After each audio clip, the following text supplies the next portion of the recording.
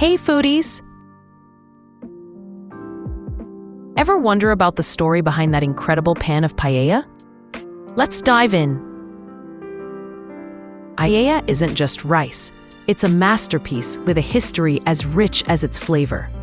Originating in Valencia, Spain, in the mid-19th century, paella was a humble dish made by farm workers. They used whatever they had on hand: rice, vegetables, and whatever meat they could find, like rabbit, snails, or chicken, and cooked it all together in a large flat pan over an open fire.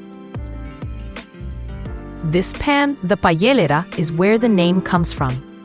The most traditional version, Paella Valenciana, has a few must-haves: bomba rice, saffron for that iconic golden color, green beans, and garofo beans. But the real secret is socarrat, that crispy caramelized layer of rice at the bottom of the pan. It's the most coveted part and a sign of a perfectly cooked paella.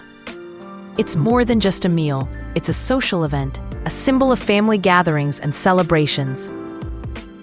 As it traveled the world, paella evolved. Seafood paella, or paella de marisco, became popular in coastal areas, while mixed paella combines both meat and seafood. Today, you'll find countless variations, from vegetarian to creative fusions, each telling its own unique story. So next time you dig into a pan of paella, remember its journey from a farmer's lunch to a global culinary icon. Have you ever tried paella? What's your favorite variation? Or do you have a personal paella story? Let me know in the comments.